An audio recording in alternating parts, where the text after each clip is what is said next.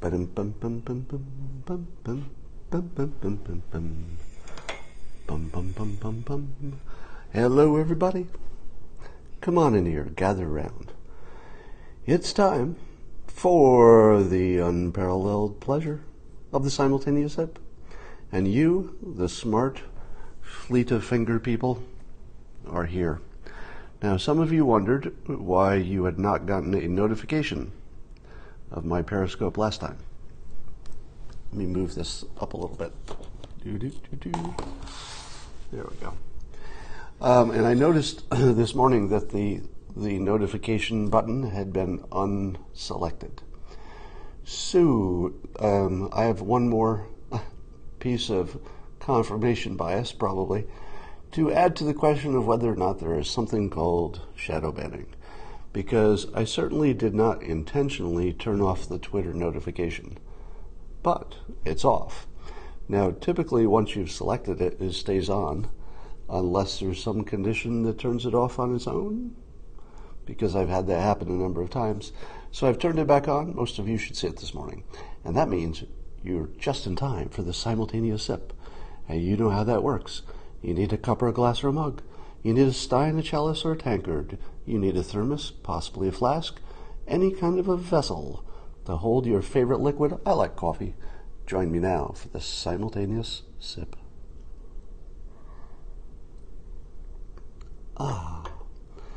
So, did you ever wonder what it would look like if you were me and you left your soul and you could float above yourself and look down at yourself from above? Well, you don't have to wonder anymore. Here you go. This is me. I've now left my soul, and I'm floating above my lifeless body that you can see down here. And how cool is this? Yes, you can see my breakfast. I just ate it. Let's have another sip. But I know you want to look at my face. Why wouldn't you, really? Come on now. There we go. So, let's talk about the news. Did anybody watch both Joe Biden's sleepy speech at the same day that President Trump held forth a longish press conference on the lawn? Oh my God, the contrast. The contrast. It was really amazing. So you saw Sleepy Joe, who looked like literally he was sleepy. And he looked so sleepy that even an MSNBC correspondent called it down at the time. And if NBC is telling you you look sleepy, I think he said that he was delivering prepared speech, but he was doing it without much gusto, which is the way that MSNBC says he's sleepy. So that's the first part that's funny. Now, if you looked at the backdrop of Joe Biden's little clips, it's some little boring room with a boring group of people who didn't seem very energized. So it's sort of gray, dull, boring, white, background. And then the same day, they switched to the president, who's standing in front of these green trees and this green lawn, and you can hear Air Force One behind him. And his golden hair is blowing in the breeze. It looked like one of those movies that starts in black and white, and then as the movie progresses, it slowly turns into full color movie. If you looked at the Biden stuff and then go directly to the Trump talk, one is operating at no voltage. There's no color, there's no energy, there's no nothing there. It just lays there like a turd. And then you see Trump, and Trump is just like bristling with physical and, social energy, I guess you'd call it. His backdrop is incredibly life-affirming, green and lush, and the wind is blowing, and the hair is actually, even the sun, the way the sun was bouncing off the president, it made him glisten. I realize how this sounds when I'm saying it, and I'm exaggerating a little bit, but you have to see the two pictures side by side, and it's this amazing contrast. But I tweeted that yesterday was the day that the experts, the pundits, realized that President Trump took out Joe Biden with one word. With one word, Trump has ended Biden's chances. And that word, of course, is sleepy. Because even if MSNBC is starting to see it, you know that Biden is probably trying to respond to it. The funny thing is that if you call Joe Biden sleepy, and he's worried about his energy because he's a certain age, right? If you were Joe Biden's age, it would be a legitimate question how much work you want to do every day. How many events, how many hours do you want to be talking to people? So you know it's in his head that he has to act like he has energy. But he's also trying to sell himself as the bland option. If your entire marketing campaign is, I'm not going to be exciting like Trump, I'm going to be normal. I'm going to normalize things. Watch how normal I am. Well, you can't really ramp up the energy on normal. So he's got a campaign theme that forces him to be boring, and he's got a boring personality and not much energy. And the president is just bristling with it. So I don't see any chance that he could win. Here's the funny part. Apparently, in Biden's speech last night, he started off the speech with the Fine People hoax and said that he believed the hoax. He doesn't call it a hoax because he still thinks it's true, but he believed that the president actually called the neo-Nazis fine people in Charlottesville, which didn't happen. The president said the opposite.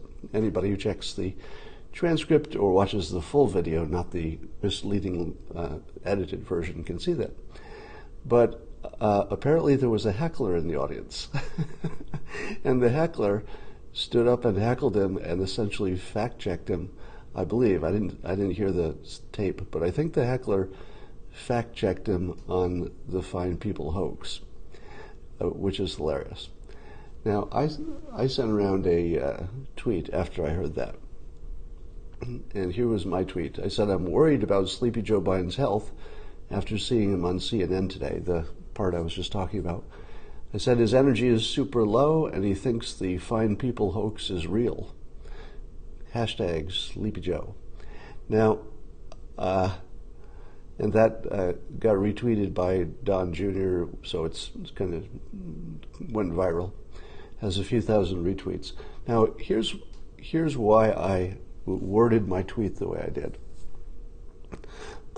I'm sort of tired, and maybe I'm past it. I shouldn't say I'm tired, because even though I am tired. I'm past explaining why the Fine People hoax is a hoax. It's in the transcript. Anybody can read it themselves. There's no mystery to it.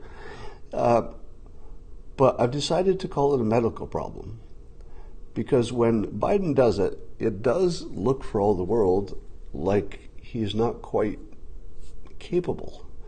Because he literally launched his campaign on the most obvious, easily debunked hoax in the United States. Nothing could be debunked more easily than looking at the transcript and seeing that the transcript is the opposite of the hoax. That's about as easy as you can debunk something. And he says he's launching his campaign on it. Now, I am actually worried about him because his campaign is starting to look like elder abuse. You know, whoever it is who is pushing Biden in front of the public with that level of capability is not doing him any favor, because I don't see any way he makes it to the finish line. I mean, in terms of being president, and he just doesn't look like he has the energy or the vitality to pull it off. So here's how you know you've hit a nerve, and I've learned this for the last several years on Twitter. Whenever I say something about Democrats or anything positive about the president that hits a nerve where people can see it's going to make a difference, might move the needle a little bit, the the professional trolls come out. So right after Don Jr. retweeted my statement about Biden believing the Fine People hoax and having a potential medical problem, the trolls came out. So the moment that got retweeted, my Twitter feed went from completely sane because I've been blocking all the bad people, like just no negativity at all, just people making comments. They don't all agree with me, but at least they're making polite comments. And then the moment that tweet went out, bam, I got hit with all the trolls who act the same. So these are the trolls who just come in and say, what about Trump's lies? And, he's not going to leave office and he's crazy. But most of them are just insulting me or my credibility or whatever. So apparently the Sleepy Joe and there's something wrong with his health attacks are very effective because they unleash the trolls. That's how you know you're over the target. So that seems to be the winning attack. All right. The president, if you looked at what the president did in his press conference, it was brilliant communication style from beginning to end. So his energy was high, he held the room, he controlled the questions, he used lots of visual persuasion. He was pointing to his head and he kept saying that he wanted to run against Biden because he goes, Biden is the weakest mentally. He's mentally weak, and he would point to his head when he talked about it. When Trump talked about the Mexican immigration deal, he takes it out of his pocket. Apparently it was actually in his pocket, the deal, and he holds it up. And so it becomes a strong visual. If you watch Trump for 5 minutes, you're going to see him using simplification, energy, clarity, repetition. He repeated the weak-minded thing. He repeated several times so that we'd know that was the thing that he wants you to repeat later. So every good technique that the most skilled presenter would try to train you to use, you watched President Trump use right in front of you. Right after Joe Biden didn't use much of any of those techniques. So I'm going to predict that someday after the president is out of office, even his critics will say that he was the best communicator of any president, hands down. Now, they won't be able to say that until he leaves office because, while he's in office, people just take sides.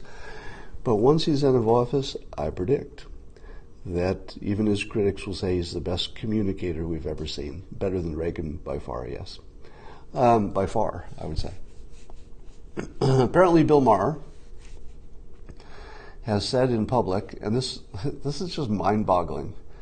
I'm pretty sure that people who dislike the president see lots of things they think are mind-boggling by supporters of the president. So it works both ways, and I'm aware of that.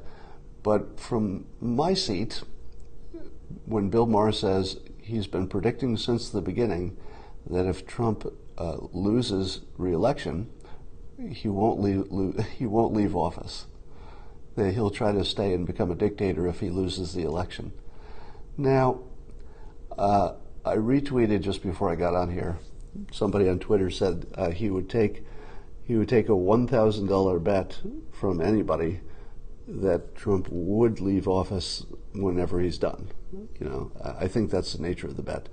So whether he loses re-election or he just terms out after the second term, the bet is $1,000 for anybody who wants to bet whether or not the president will leave. So this fellow is betting that the president would leave if it was time to leave. I will probably make that bet too. I wouldn't do it publicly.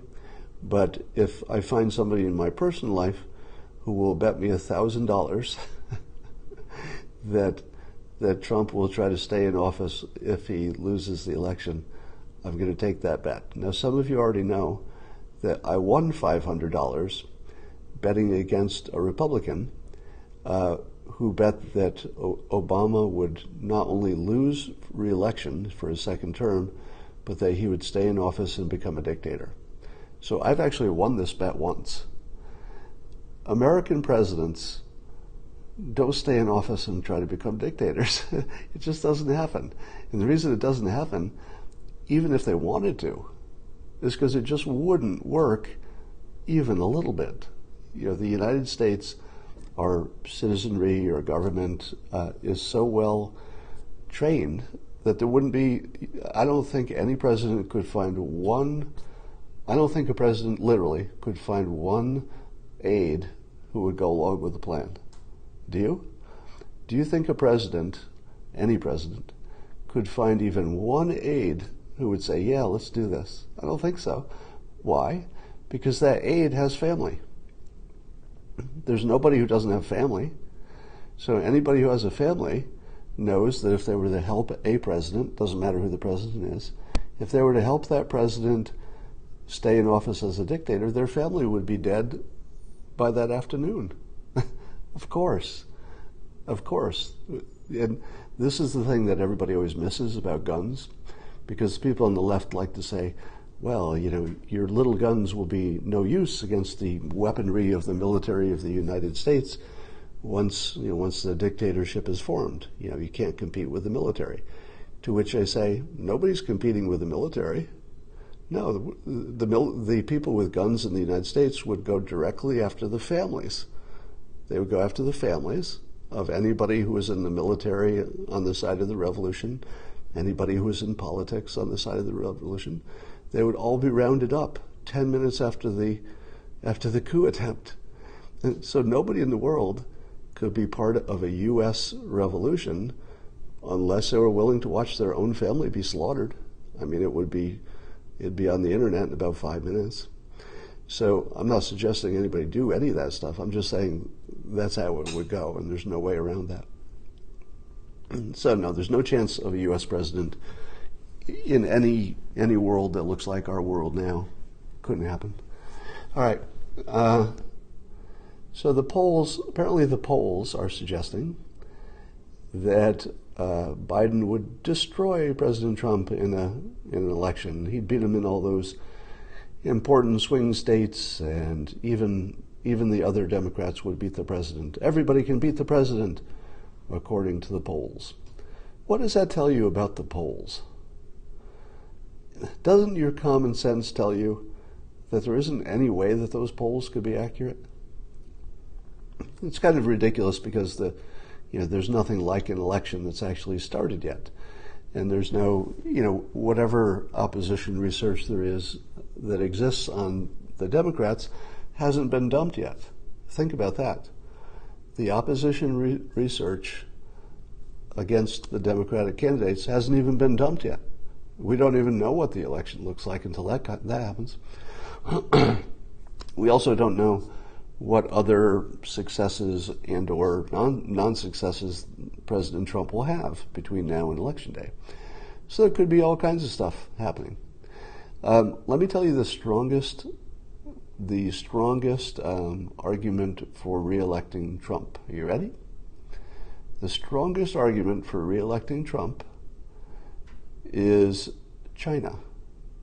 Because even if we got somebody in who wanted to be tough with China as a Democrat, it's sort of a do-over. If we let China time out this president, they will time out the next one too. Let me say that again. If China is allowed to simply weigh down a president who wants to get tough with them, and they just say, 4 years is not that long, we'll just wait. If he loses re-election, it's only 4 years, we'll get somebody who's easier to deal with, and then we'll go from there. So if the citizens of the United States don't re-elect the president, China will win. And China knows it, and I think you know it too. The only way China doesn't get what it wants in terms of the trade deals, and we do, is if Trump gets a second term. Because I don't think China wants to wait a second term, because a second term president's going to be pretty tough. I don't think they're going to want to go, something like 8 years or 7 years or whatever it is without a trade deal. So that's the strongest argument. If you want the United States to get a good deal with China, Trump's the only way to go at this point. I saw the news reported that Kamala Harris says that if she gets elected president, she'll try to put Trump in jail. Meaning that the Department of Justice under her administration would, she says, presumably pursue whatever against the president. Now, I think she has to say some more provocative, desperate stuff to get some attention, because she's not getting any attention. If you've seen any of Kamala Harris's tweets, they look like they were designed by a cardboard robot. Like if somebody ever made a robot that was made out of cardboard and thought like a cardboard creature, it would make Kamala Harris's tweets. They just lay there. I've never seen so much boringness in her statements and in tweets. They literally just lay there. I don't know if it's the lawyer in her. I don't think so, because other lawyers seem to do okay. I would like to suggest the following thoughts. Speaking of lawyers, do you think President Trump could ever lose against somebody who had been a lawyer? It seems to me that the last thing the Democrats should do is run a lawyer against Trump. If there's anything that Trump has done more than anything in his career, it's beat lawyers. Who has beaten more lawyers than President Trump? Nobody. He's like the lawyer slayer. The last thing you want to do is run a lawyer against him. So let's talk about. Now, I've said I don't think that the Democrats are expecting to win in 2020. They'd like to, but I don't think they expect to. So I think that they probably only want to run a candidate who doesn't have a good chance of winning in 2024, because they don't want to ruin a good candidate, put that person through the cycle and then have them ruined for 2024. So it looks like it's just a big old American Idol situation where they're campaigning for 2024, and it doesn't matter who they nominate because that person's going to get slaughtered. Somebody's asking me to comment about Andrew Yang. So Andrew Yang is interesting, and here's why. He seems to be the only person who's, first of all, suggesting new ideas that actually sound new. Some of the politicians do, let's say a Green New Deal plan, and even though it's newish, it sounds like things you've heard before. Whereas Andrew Yang has ideas that you just haven't even heard before. I don't even know if they're good ideas. I can't tell. But I think he's a valuable contributor to the process. So for that reason, I'd like to see him get on the debate stage and introduce some new ideas so that we can kick him around, and maybe 2024 is looking good. By the way, Andrew Yang in 2024? That's not a bad idea. People are asking me about the Jon Stewart thing. Honestly, I watched a clip of the Jon Stewart thing. I have, all the same empathy that you do. It seems that the Democrats and the Republicans actually agree that what Jon Stewart was saying was valid, and that the first responders for 9/11 should get their money to be helped throughout their life. So there doesn't seem to be any controversy on the question. What people are talking about is Jon Stewart's passion and his persuasion and his performance. I'm sure they were all good because everybody said they were good, but there's not much meat there. We already knew that Jon Stewart was good. Now keep in mind, what was the thing that Jon Stewart was most famous for? The thing he was most famous for is being one of the best persuaders/communicators in the world. He was widely understood to be one of the most effective communicators in the world. So we kind of missed him, because when he left The Daily Show and he dropped out of the news every day, you sort of forgot how good he was. And it's the same effect you're going to have when the president ever leaves the office, and he will leave the office. I'll bet $1,000. Someday anyway. You're going to, as soon as Trump is gone, you're going to have the worst hangover from trying to watch regular politics by regular politicians. The boredom will make your head crack and explode. And Jon Stewart kind of reminded us how good he was at this stuff. And that's about all I'm going to say about that. All right. There is an interesting story about a robot that assembles homes and of blocks that snap together like Legos. What have I been telling you forever? I've been telling you that the future of low-cost home building will be blocks that snap together like Legos. Now, there's a video of a big robot arm that's building the whole house by putting the blocks where they belong, and that's very, I would say it was impressive. But here's the thing. If you were a low-income person who had the ability, or let's say if you're a low-income person and you were going to live in a home that could be built by a robot, that means it's going to be a simple home. It will almost certainly be one story because you have building codes and problems when you go up the second story. And if you were that poor person who could possibly live in a home that was so cheap that a robot could build it in a few hours, wouldn't you prefer building it yourself and not paying the robot? Think about it. If the blocks simply snap together, you'd want to do most of that work yourself. So it seems to me that the better model would be you put a neighborhood together, you bring the homeowners together either maybe after they've done their day's work or something, whenever they're available. You train them. Maybe you have one supervisor and say, see this pile of bricks? All right, today your job is to pick up a brick one at a time, put it over here in this wall, and all you're doing today is you're going to build this wall. Same as your neighbors. They're building an almost identical wall over on their plot. I'm teaching everybody how to build one wall today. That's all we're doing. Hey, everybody, we just carry these bricks over, put them here, you built one wall.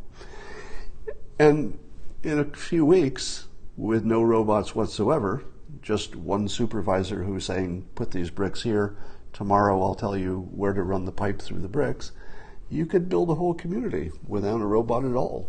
And that's got to be cheaper. So I think the key is standard plans that can be, so here's the key. You want to have some kind of a set of plans for one story, snap together bricks that one individual working alone could build most of it. There might be some things such as some plumbing and electrical perhaps that one person can't do, but maybe that too, because even the electrical and the plumbing could be kit. There could be plumbing where things only fit together one way and it's easy. You don't even need a tool, possibly. So I think we could get to the point where we could design a pre-approved design that maybe, let's say, hypothetically, the federal government tells all the states and municipalities that they have to accept as building code ready any of these structures if they meet the plan, the standard plan. And then everybody poor can build a house just by snapping bricks together. So I'd say it's definitely coming. I don't know if the robots are going to be the answer to that or not. There's a report. There are two interesting reports out of North Korea, and I don't know if any of this is coincidence. So it seems that there might be elements in the United States, or maybe South Korea, who might be feeding some fake news to the public. So the first thing you should say about any news about North Korea, about secret stuff in North Korea, the first thing you should say to yourself is, it's probably fake news. It doesn't even matter what it is. Whatever the story is, if it comes out of North Korea, and you don't have a picture and 100 credible witnesses, just assume it's not real. But the stories coming out are that there are these North Korea execution sites that there are hundreds of places where all these executions have happened, and it's all very horrible, and sometimes the children are made to watch, and at one point they were ceremonial, but now they're used for terror. I'm not going to say that there are no execution sites in North Korea. I'm certainly not going to tell you that there have been no executions in North Korea. But I wouldn't believe this story. I'm not saying it's false. I'm just saying it's not credible. It doesn't meet the minimum bar for credibility. It's so on the nose as fake news that it's probably something exaggerated from something that's true. In other words, there might be something true in the sense that there are sites where people are executed. It may be less true what the circumstances are of who gets executed, how many people have been executed under Kim versus the past. So I wouldn't believe the details, but maybe the general idea is true. The other story is that the famous story of Kim Jung Un ordering the execution of his half-brother. You know the story where the two women touched him and they had different chemicals. When the second one touched him with the second chemical, he died and she died, I guess. But now it's been revealed, and when I say revealed, could be fake news, you don't know, that the half-brother was a CIA asset. How does that change the story? Think about it. For how long have we been told that Kim Jong Un is so evil that he would kill his own half-brother? That was the story, right? Where do you think that story came from? The CIA, right? Is it not true that the CIA, or at least the intelligence services, and certainly blessed by the CIA, have been telling the public for how long that Kim Jong Un is so evil he killed his own half-brother? Well, it looks like he probably did kill his own half-brother, but if the current news is true, his half-brother was literally a traitorous spy working for the CIA. Now, if that's true, that changes the story a little bit, doesn't it? Because if a leader is executing a confirmed spy, that's sort of what leaders do. Maybe we would have put him in jail for life or something, but I would expect most countries, probably the majority, I would guess the majority of countries in the world, would execute a confirmed spy, a traitor. I think that's standard practice. So now think about Kim Jong-un from that frame, after you've been thinking of him in the he's so bad he would kill his own family member frame. Who told you that? The CIA. So there's a lot about Kim Jong-un that may be just fake news from the CIA. Well, I think that's obviously true. So the president, if I heard his comment right, I believe he said that he got a personal letter from Kim Jong-un. He did not reveal the details, but he said it was warm and friendly. His relationship is still good. And Trump said he said two things that are newsworthy. One, he said he'd like to see North Korea with a Kim Jong-un as its leader, doing great things with the economy. So he said as clearly as possible that his vision, Trump's vision, is North Korea with Kim Jong-un in charge, doing things that are helping his own country. I don't know that we've ever said that before, and that is probably the important thing to say. That's what gets a good relationship. The second thing he said is that, and I think he was referring to the report that the CIA had turned his half-brother. Trump said something like that wouldn't happen with me in charge. In other words, he was assuring Kim Jong-un that the bad spying on his regime of flipping his family member would not happen under Trump. Who knows if you can make a commitment for what the CIA will do? It wouldn't be the CIA if we told people what they were doing. So I'm not sure you can take that at face value because we're talking about the CIA. All right. So, yeah, it was Brennan's CIA, was it? Was Brennan in charge when Kim's half-brother got killed? Um, so people are asking me my thoughts on Tulsi Gabbard. I haven't weighed in on her because I haven't spent a lot of time looking into her because her polling is low. If she makes more of a dent in the field, poll wise, I'll start talking about her a little bit. But at the moment, she's too low in the polling for me to get too serious. All right. I'm just looking at your comments.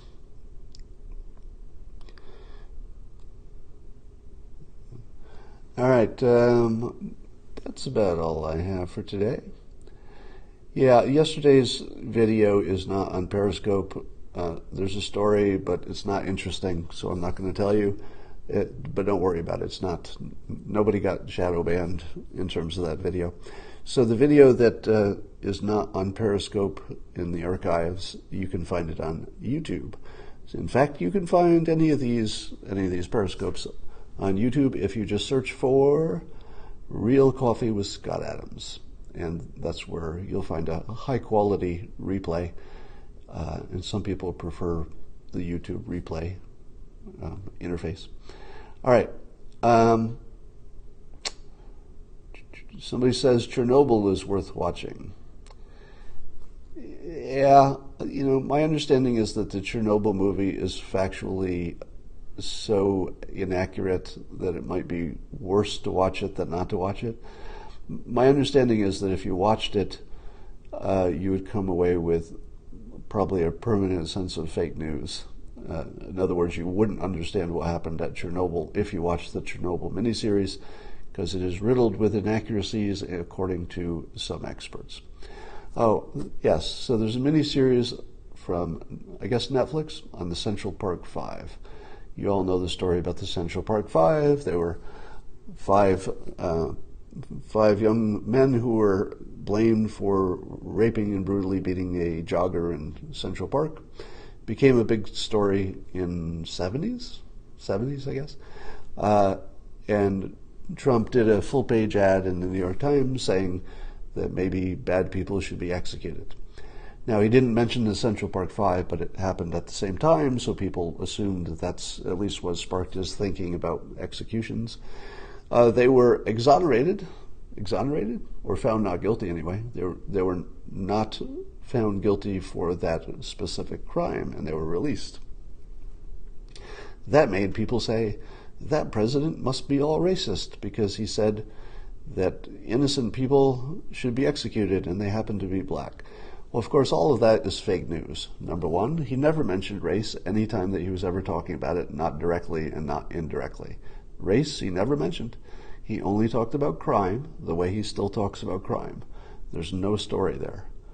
Trump talking about crime and being tough on crime is no different than what he does now, and had nothing to do with the ethnicity of the people. Secondly, there was just a news story recently that the prosecutor, so there's a woman who was the prosecutor for the Central Park Five, she said that she agreed with the decision to release them for the specific crime of the rape and the beating of that woman. But she says that there was plenty of evidence that they had been involved in assaults and theft and rioting, I guess was her word. So that the activities in the park of rampant crime, there was some amount of evidence that they were guilty of unrelated crimes. So she was not in favor of them being released on everything, but I guess they had been so smeared by the crime they had not committed, that it looked like justice to release them for the other things. I don't know. Maybe that looked like justice at the time. I'm not going to judge it because I wasn't there. But it's fake news that the president did something racist. If you look at the facts, you don't see any even mention of race. It's just about crime. And the people who think the Central Park thing was about race are in fact racists, because they're injecting race where there was none, at least in terms of the president's or candidate. No, I mean pre-President Trump's comments. There was no discussion of race until the racists added it later. All right. So somebody's asking me, who would I bet on? If Justin Bieber fought Tom Cruise, because that's actually a thing. Justin Bieber has challenged Tom Cruise to some kind of a fight in the Octagon. I would go with Tom Cruise because I think you have to go with strength over 2 inches of height on the skinny guy. So my guess would be if Tom Cruise and Justin Bieber fought, that Tom Cruise would go directly into his body and finish him off in about a minute and a half. I think it would be a short fight. I think. I don't know. I mean, Tom Cruise is in his 50s, but if he's as fit as he looks, it looks like he could just move into his body and just take him apart.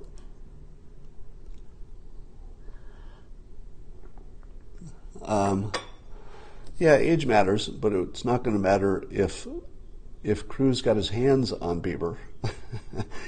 If they got into a close situation, I think it would only go one way. All right, that's about all I got for now. I've got a travel day. I'm going to go home from Vegas today. Oh, let me tell you a story. You want to hear a Vegas story? So, day before yesterday, Christine and I were doing little minor gambling at the casino. And when I say minor, I mean we don't gamble big dollar amounts. So Christina goes to the one of the tables for blackjack, and she played 12 hands in a row. And if you know anything about blackjack, the house and the player should win around 50% of the time.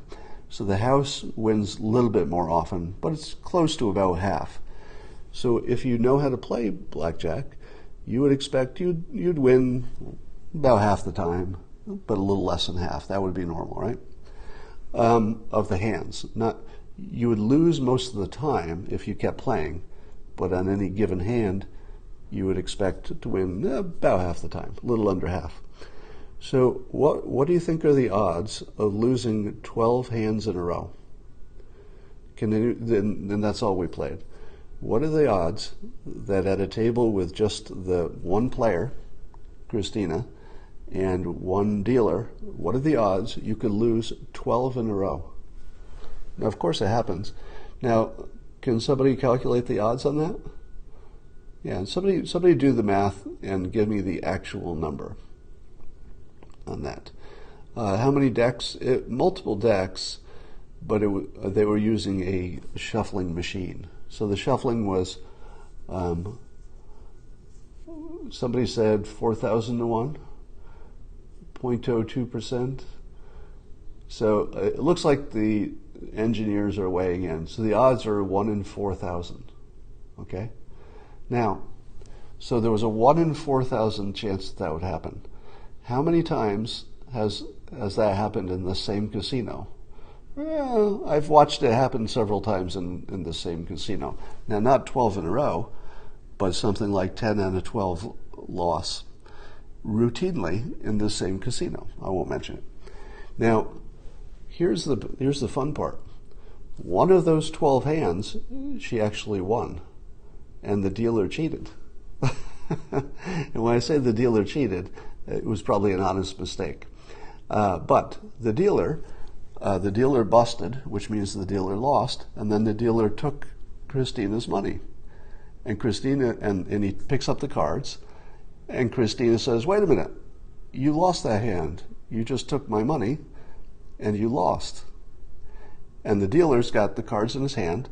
He goes, no, I beat you fair and square. And she goes, no, call the supervisor over. Let's see this on video, because there are video cameras watching every table. So the supervisor comes over, and the dealer says, no, I did it right, look. And he puts down the cards to show which cards he had and which cards she had. Except he takes one of his cards, the card that busted him, and puts it on her pile. And I was watching, So I know that what he did, because when he picked them up, he had them mixed up, and when he puts them down, he puts them in the wrong order. So the supervisor comes over and she looks at the cards and she goes, well, no, he won. Look at the cards. And I said, those are not the cards. He put his card on her pile. So she was polite and professional, but it was obvious that she didn't believe us. So I said, well, play it back in the video. Let's see. So they play it back in the video. We had to wait like 5 minutes for them to get the replay and play it. And of course, they reversed it. And they apologized profusely, said, oh, we're so sorry. You're 100% right. You know, they saw it the way we described it. And they reversed it. So we won. So Christina lost 12 hands in a row, but one of them wasn't even a loss, but they still played it a loss. But here's my interpretation of what happened. This dealer had just, basically, he'd won something like 11 in a row against one player. There was only one person at the table. When the 12th one happened, he was so conditioned to winning every single hand that he couldn't even count. In other words, he didn't even imagine that she could win. It wasn't in his, I don't even think his mental model allowed that she could win a hand. So when he lost, he just collected the money, just like the other 11 times. It was sort of freaky. So we said to ourselves, we have never seen anybody win in this casino. It's a high-end casino. It's one of the good ones. So we said, let's walk all the way to the inexpensive part of town where the odds are better and see if we can win over there. So we took a long walk through the 100-degree heat to get some exercise, and we end up at the, let's say, a lower-end casino on the far end of town. So we play the slot machines where we'd lost basically every penny we put in at the other casino just was like a reverse ATM. So we sit down at this slot machine in this other casino, and the next thing you know, we make $800. We won $800 like in 5 minutes. So we're like, oh my God, we won nothing at that other casino. So we take our $800 and we say, I wonder what'll happen at the blackjack table. So Christina goes to blackjack table and gambles for, I don't know, 45 minutes or an hour or something like that. Comes out ahead, just a little bit, but she gambles for an hour, wins more than she loses, and, you know, we called it a night. So the difference between the casino in the poor end of town and the casino at the rich end, I'm not going to say that the games are fixed. I will just say that the experience of it is identical to as if the games were fixed. So I want to be careful about that. I'm not alleging that said casino that I'm not mentioning has fixed games.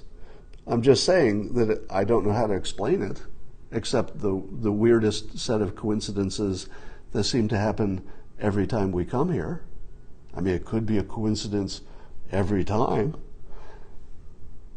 So I don't know how to explain it, but that was the experience. Anyway, no guessing on the name of the casino. That wouldn't be fair, because as I say, there's nothing here that I can confirm in any way. Just the experience of it is as if one of the casinos was legitimate and the other was not. But I'm sure that if somebody checked into it, it would all be fine. Did she play perfect basic strategy? Yeah, I mean, we did the hit on the right times and don't we hit on the wrong times stuff. All right, I will talk to you all tomorrow.